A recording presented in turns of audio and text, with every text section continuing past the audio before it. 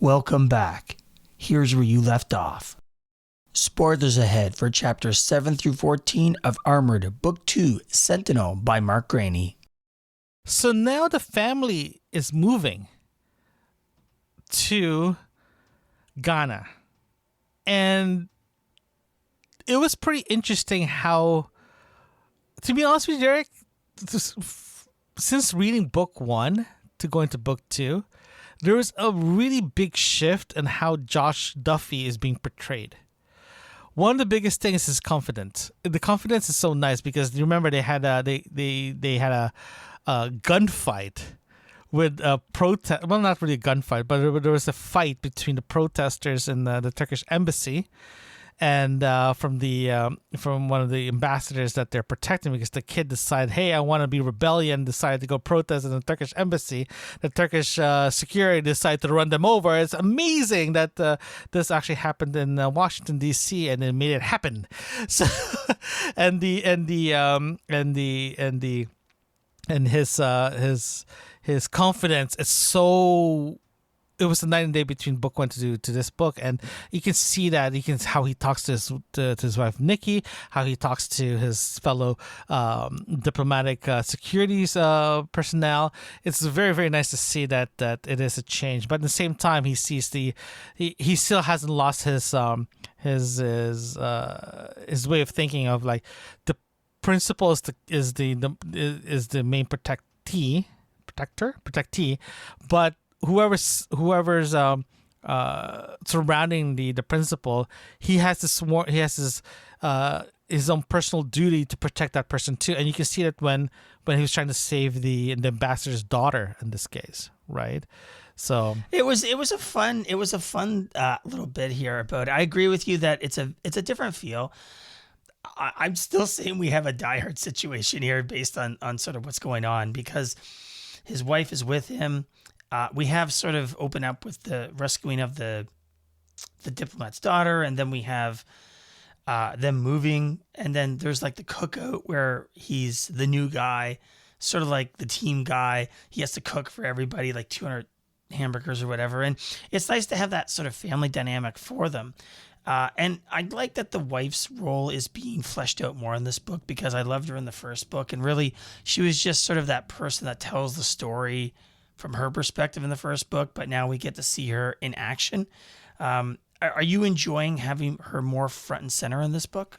I do. Nikki's a very, very interesting character, especially in book 1, because in book 1 we saw her as a narrative of Joshua's storyline, right? In this instance, it's more like Josh has his own storyline that that's been flushed out since book 1, and you see the progression of where he is, and you see his wife Nikki, the same thing. You saw what she.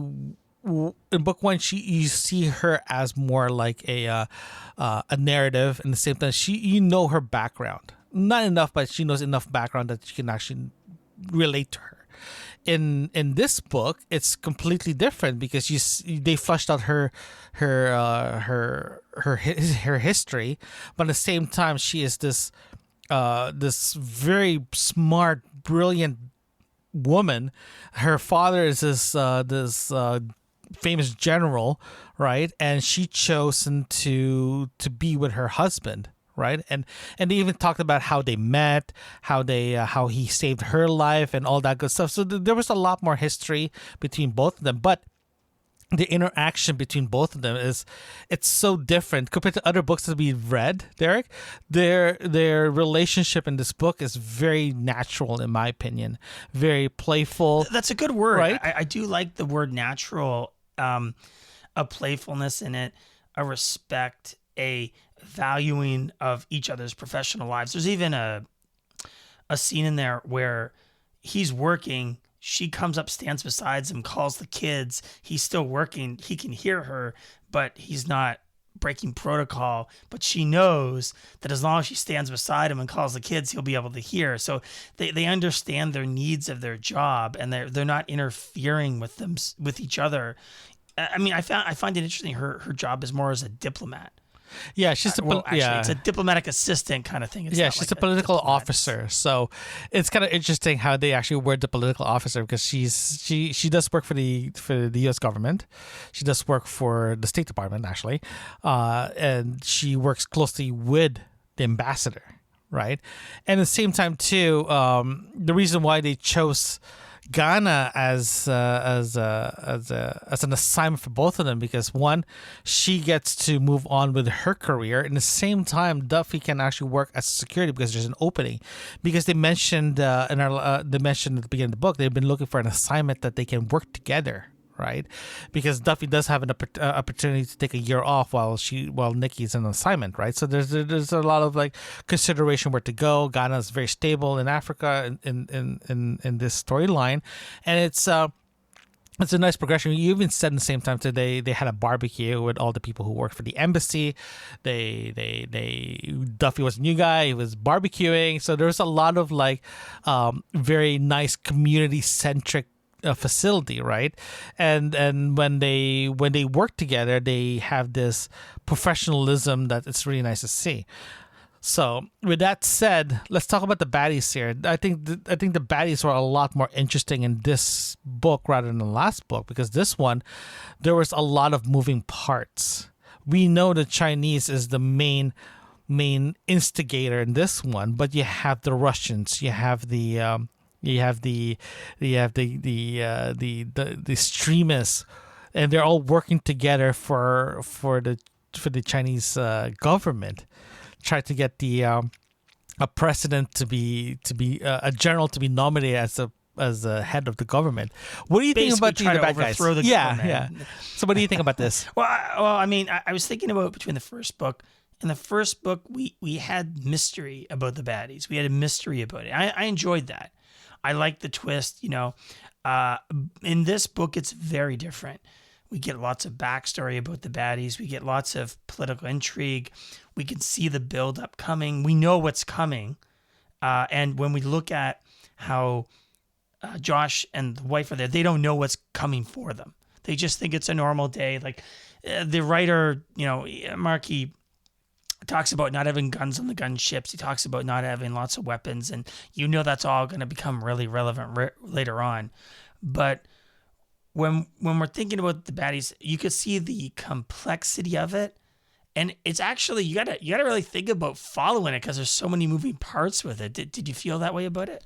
Yeah, there is lots of moving parts, especially when it started going, especially the latter part of the chapter 14. The main premise of the baddies is to secure, because let's look at this in an overhaul. They actually said this exactly why the Chinese are involved, because when the Europeans and Americans moved away from Africa, the Chinese came over and said, hey, we'll build you roads, we'll build you plans, but in return we want access to your mining, for example, right? In this case it is, and it's a very geopolitical way of writing using geopolitical instability on a book in this scale that actually makes a lot of sense. It's sort of like a 1-to-1 ratio. What's happening in the world, exactly, where it exactly. is sort of this sort of stuff is happening in the real world. So he's using real world plausible scenarios to write his book, where China is being influencing in those African nations heavily. And they know that's like a pressure point that they can apply to the U.S. And the U.S. is, as the U.S. always does, they have their fingers in sort of everything, but they're not focused on any one area. Whereas the Chinese here are like, we have a plan and we're going to implement it here. And Josh and Nicole, they're just walking right into the middle of it, and they have no idea what's coming.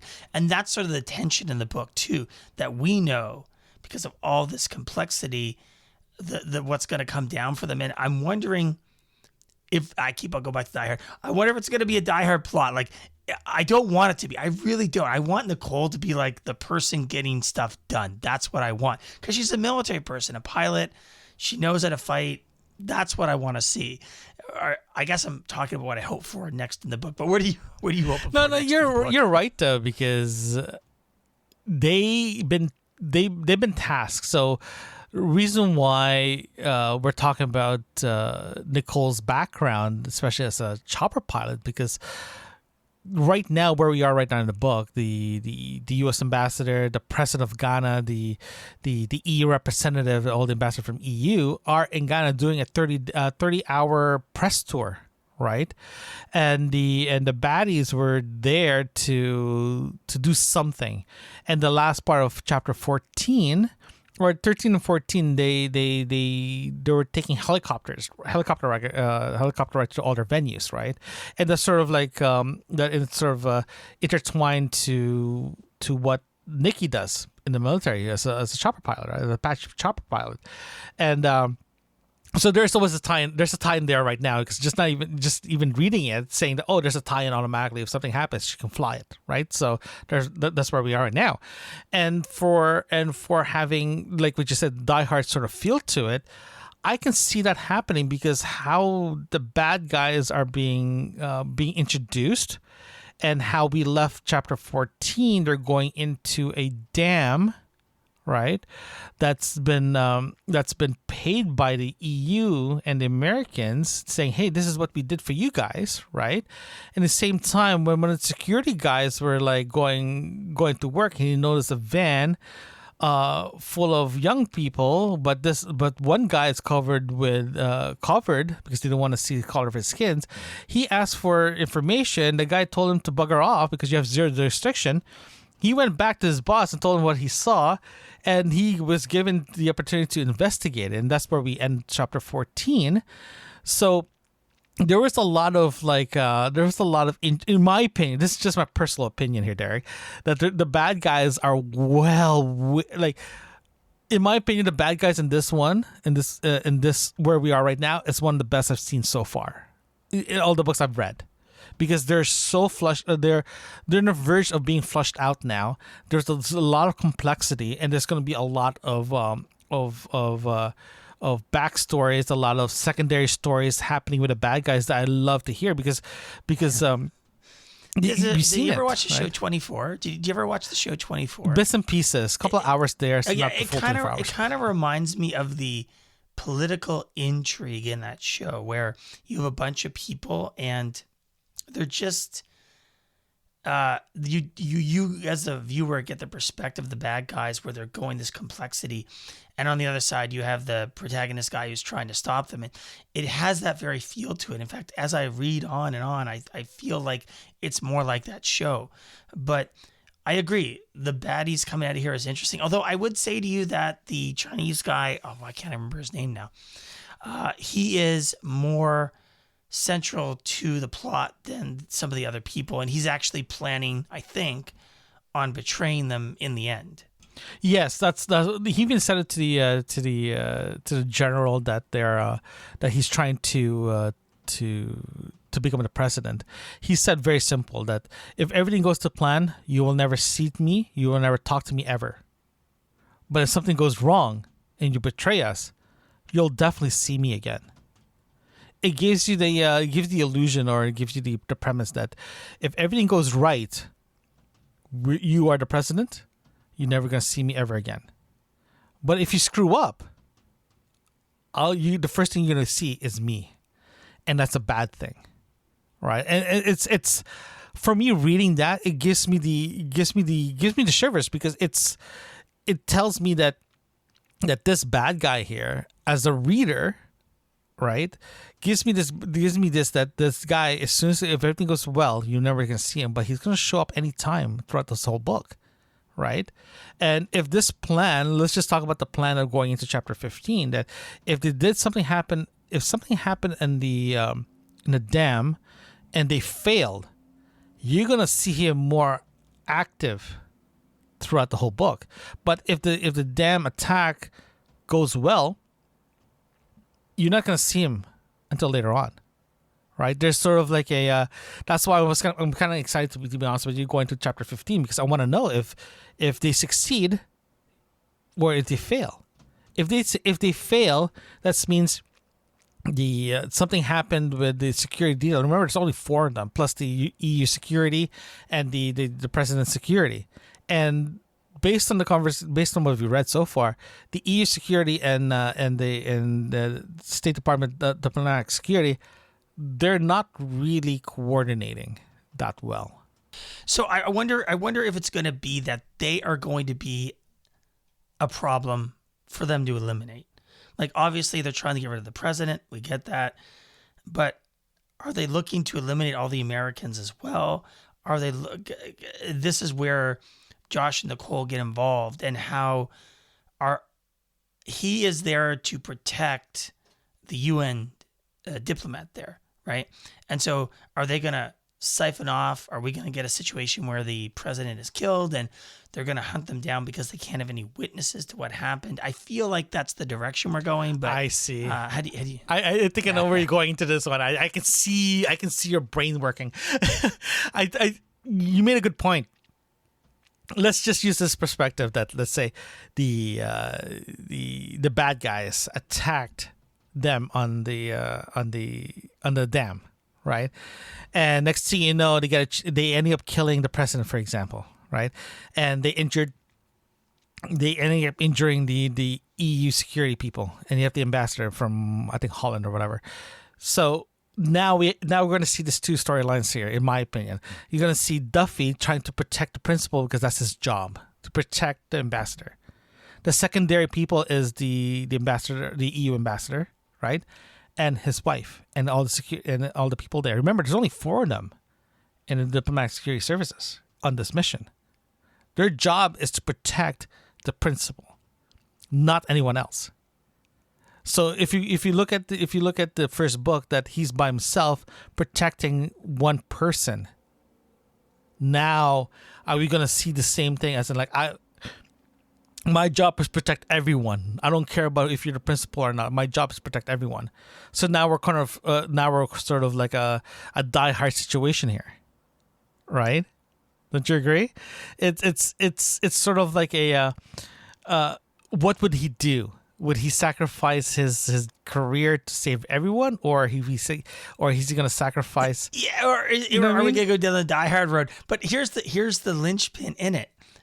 Nicole is such a great character. I don't think we'll get that, because she would sort of take charge, because when you see their interactions, he often defers to her, right? So she's also in the military. She was a higher rank than him, and she was an officer and so forth. So I feel like the dynamic between the two of them is, honey, you go off and do your job, but when stuff hits the fan, I'm in charge. Like, I feel like that's the way it's going to go. Yeah. Yeah, I definitely agree with you that one, because the Nicole character is a very strong character. You don't see it right now, but if you read the first book, she has a very strong character, right? Going into this book, she's very strong too. We saw that in the first book. We definitely saw that in the first book. And that's where we're coming from, where she was just a storyteller in the first book, although you still get a sense of her, a good one. And in this one, the writer is utilizing her a lot more, which I really value. I mean, did she get her job because of her, like, father's political connections? It was never really clear about that. They sort of were in a really bad situation in the last book, and now it's sort of the family's there in a sort of a compound there now. So is that better for a family dynamic? I don't know. I mean, they're all together, which is great. I've never done something like that. I can imagine that it would be stressful in some ways to be in those kind of environments, but it'd be interesting. It'd be nice to talk to somebody who does the diplomatic stuff and see how that affects family life. Hey? I agree. How about this? I'm going to ask you a very simple question. What do you think is going to happen in chapter 15 and beyond? And were you trying to, like, and beyond? Was that? Yeah, I'm trying to be very mysterious here. But what do you think? What do you think is going to happen next? I think that's the question I'm trying to ask. So I think we're going to have the attack on the dam. I think that's the next major thing that's going to happen. Well, actually, no, that's not true. At the end of chapter 14, we have the police. We didn't talk about the police officer guy. He, as you said, he's going to go investigate this, and he's showing up to this sketchy place, and he's following up on the car. And I think it's the Chinese guy who's in the warehouse, probably, who was in the car. No, it's just the South African guy. South African was in the warehouse. Oh, okay. Yeah.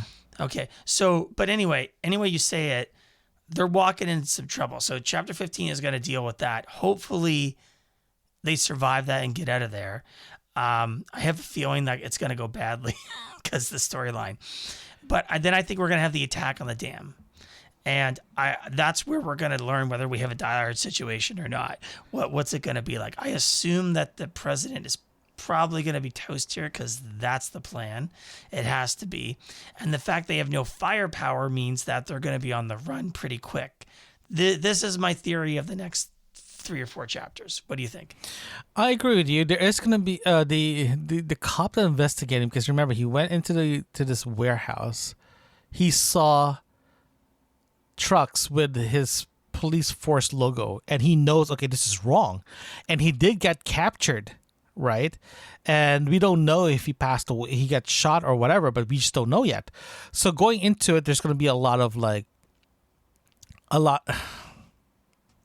What I want to see is, I want to see that attack, and then in my opinion, the attack will fail, and